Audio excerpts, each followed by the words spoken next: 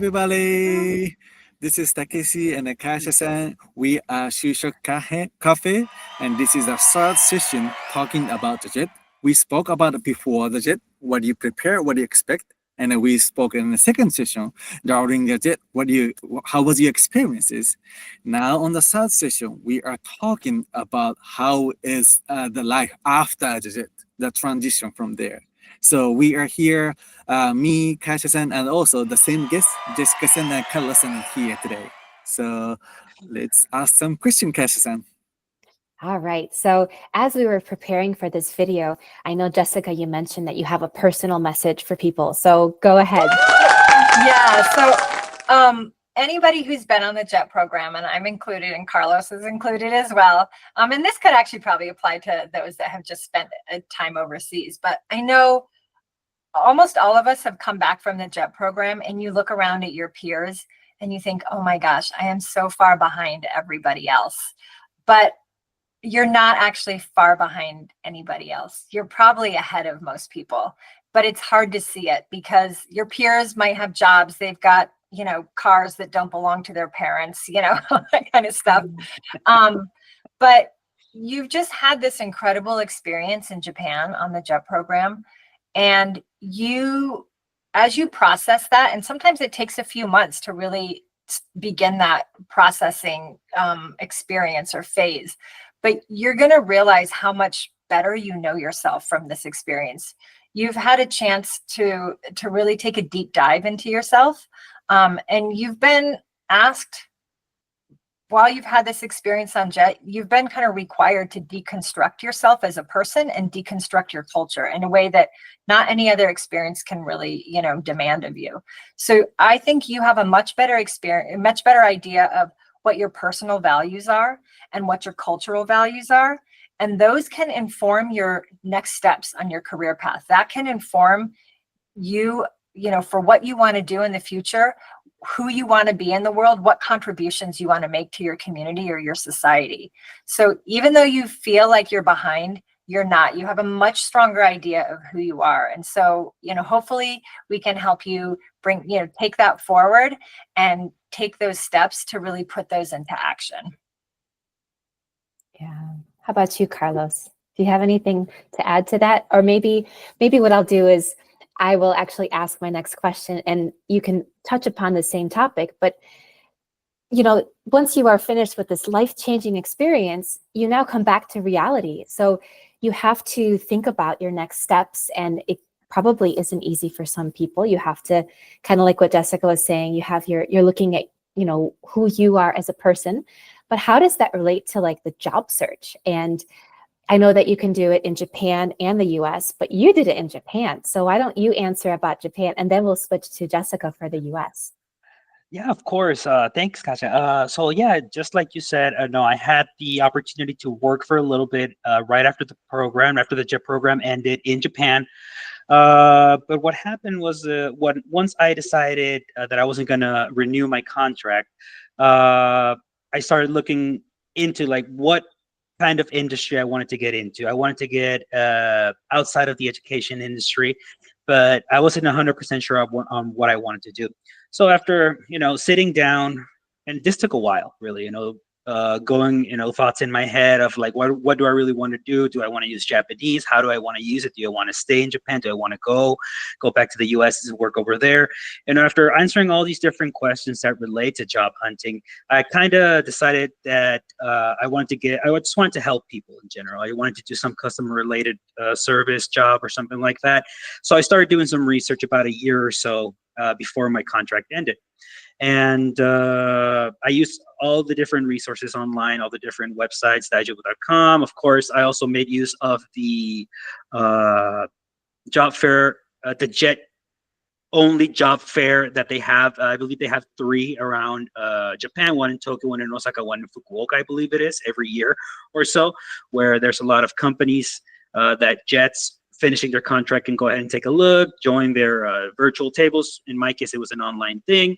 So overall, I just did a lot of research and ended up deciding to go for a hotel related job in the Tokyo area. Again, at the time, I believe it was the best option, right? But again, I was able to come to that conclusion once I really found out what I really wanted to do, or like where did I want to be after the JET program. So it's an important thing to do that after that research, or to start thinking about that at least half a month to a year before you finish your contract, in my opinion. How about you, Jessyca? Yeah, I think, I ended JET sort of in a different era, but I think that introspection that Carlos is talking about is really important. And when you come back home after the JET program, you're doing that introspection, while you're also going through reverse culture shock. And so there can be a lot of stuff going on in your head, So I think, I reached out to my JET alumni community. I found my JETAA chapter. I landed in Denver, Colorado, and I connected with the JETAA chapter that was here. And that was pivotal to my next steps. That's where I started to create my professional network. That's how I got plugged into my local Japanese community. And that's where I started to, have other peers that had gone through what I had gone through, or maybe were going through it because they came back at the same time I did. But it was a community that understood what I was going through.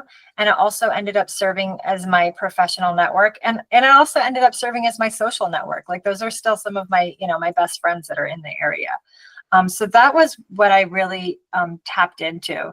And now we kind of fast forward, several years, and the JET alumni community has grown so much more since that time. And of course, I'm biased because I'm executive director of the National Association for JET alumni, but the resources that we have to offer post JETs now, or JET alumni, is quite extensive. We have university partnership programs. So if you're considering graduate school, you can have an automatic scholarship just because you're a JET alumni.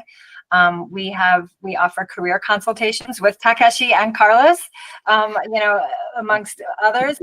So if you know what you want to do, but you don't know how to, you don't know what opportunities are out there in those industries or sectors, like, we've got people that you can talk to that can help you find those jobs.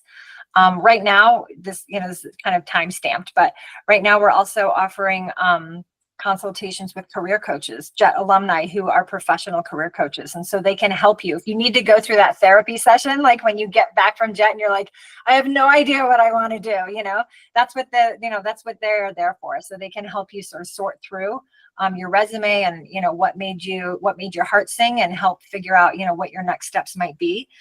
We also have a resource library with a lot of different videos on there. Everything from, how do you get, involved with the Foreign Service, to Japanese language education in the United States. I mean, there's a lot of, industry specific videos on there. And then we have a job board too, which Quick USA sponsors for us. So that's pretty awesome.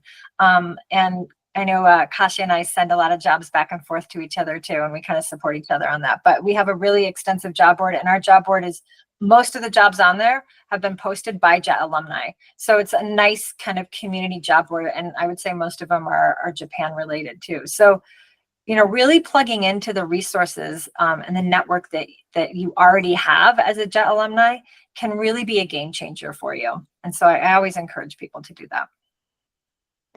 That's great. I think it's so helpful to know that there's a lot of resources out there, and especially for maybe previous generations. Like, I was of the group that came back to the US, and there was literally nothing for me to read about or talk to, and I just thought I was going crazy. So this community is very, very strong, and I firmly believe that if anybody is even, currently mid-career, in the past they were on the JET program, go to the US JETAA website, take a look at all those resources. But Takeshi-san, how about another question from your end? Oh yeah, I have a lot of question, But first of all, I really impressed how you all explain. Like, I totally agree. Like, once you're back, first of all, it's better to understand who you are, what do you really wanted, and you are very talented, but it's difficult to be practice how you express that talent, to do that. So that might be a little bit tough. So, ask for help, for all those resources, then, they can help you to fresh up, to clean up your mind as well. And then of course, I work for a recruiting company. I support for the people to the corporate jobs as well. But most of the time, I want to let them know like working for a Japanese company is not the only option to be connected to Japan. So please don't feel failure if you don't get the job in Japanese company. There's a tons of different way. Being the membership of Japanese alumni, be friends with them, or be a membership of Japan America Association in your community, or I don't know, go to some Japanese restaurant, be friends with them. And there's a tons of different ways to be connected to Japan. So I want to encourage like it's not only way to be connected, but of course if you are looking for some corporate job and then I think there's a lot of question what kind of soft skill because for the jet experiences they get so many soft skills. So how is there any experience in an example? How can you express your soft skill which you earn for jet program? Maybe Jessyca-san, do you have any samples? Yeah, I think well, first of all, I want to make the point that hard skills, people are always so concerned about what hard skills they have, but guess what? You can take a course and learn a hard skill, but you cannot take a course to learn a soft skill. That has to be done through life experience. And so actually all those soft skills that you learned on the JET program are really, really valuable.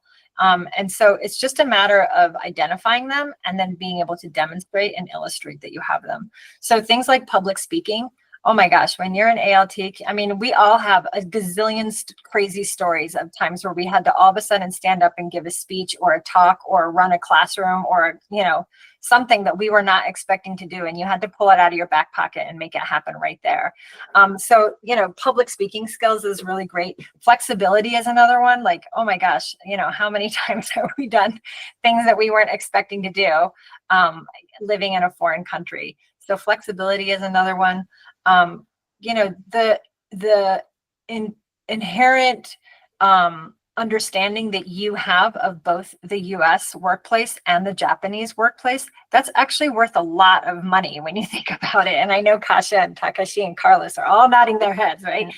Because that's something that literally takes years to learn. And you have that experience and you have that knowledge. You understand how to give and receive a meishi. You understand when you're sitting in a Japanese office, what that seating structure that actually has meaning. You understand that when you go into, go in to have dinner with somebody, like if you're the one sitting the closest to the door, you're the least important. That's a good thing to know, to know that you got put in that seat. Now you know where you are in the ranking of everybody, So all those things are really important, and you have all those skills. You just have to figure out, how to identify them and how to tease them out and then how to put them on your resume. All right. Yeah. How about you, Carlos? Do you have any advices, how to explain about those soft skills you run in JET? Well, definitely. Jessyca just mentioned quite a few good examples like public speaking and such. And a couple of those, a couple more of those would be like adaptability or improvisation that go in hand with public speaking, really, because like Jessyca said, when you're giving out a class, most of the time things don't really go the way you want them to go. So you got to learn to improvise and make everything work, right? So again, you just need to learn how to express that in paper and then in your interview when you're talking to your interviewee, I guess in this case. But one of the biggest ones, like I said, like Jessyca mentioned, is the knowledge of how Japanese culture works. Being in Japan and immersing yourself in the culture allows you or provides you with a certain set of skills, cultural related skills, that other people who haven't been there or haven't joined the program never really get the opportunity to learn, right? So that's a big thing when you're trying to work for Japanese companies if you come back to the United States, for example. And it's just a thing of showcasing them once you get to an interview or when you're putting them on paper. Yeah. I think another thing to point out too is when you're at JET, it's not, the JET program isn't just between the US and Japan, right? So probably a lot of your peers were from other countries. So, there's this buzzword of the globalized workforce nowadays. And you were actually part of a globalized workforce. You weren't working for, a Brazilian company or an Australian company, but you probably had other jets in your community that were Brazilian, that were, you know, Canadian, that were Australian, that were German, that were Korean, you know, depending on where you were. But you know, highlight that you understand how to interact with all those people just from hanging around with them. You might understand what their social values are, and you can put those into play in the workplace. Yeah, that's right. Like we support a lot of Japanese company in here in US. They are very localized, but also they are very international businesses on. So what they're looking for is like sometimes like they don't require so many Japanese skill. Like maybe good to have big plus something like that. The most thing what they require is somebody who has ability about understanding about different culture. The other, you know, nothing. Nobody's wrong, but there's a different approach for some subject, you know, how to work together or something like that. So those kind of ability about understanding the differences and then work together with different cultural background person is like a big plus, like a kind of bridge person. That's going to be a big demand, you know, if you're looking for the corporate, and then you can enhance that skills, you know, going to be great for that. Yeah, I would even say, you know, as a recommendation, if you can read a couple books on things like high context, low context cultures and societies, you already actually know all of this information. But once you read some of these books about cross-cultural collaboration and cross-cultural workplaces, then all of a sudden you'll have the vocabulary to match what you already know. And now you can start sprinkling that vocabulary around when you're in your interviews or on your resume. And all of a sudden people are like, oh, this person knows what they're talking about. Not only do they have the real life experience, but they also understand how to, you know, how to relay that in writing. So just reading a couple books, literally like 2 or 3 books, and all of a sudden your Japan experience, you're going to be like, oh, this is a word for this entire, you know, this entire thing that I experienced while I was in Japan. And so that can be a real asset. Yeah. Okay. Wow. There's a, you know, we still can keep talking about this like hours and hours, but as we mentioned, like we have a lot of information in a US JETAA website. There's a lot of resources in there. There's a lot of chances to learn how to use it, and there's a coaches consultation, everything. So please feel free to ask for any question, and then we're gonna leave some links in the below, so you can click for there and then see for more information. So thanks again for your time today, and hope those information was helpful for you. Thank you. Thanks. Thank you, guys. Bye. Bye.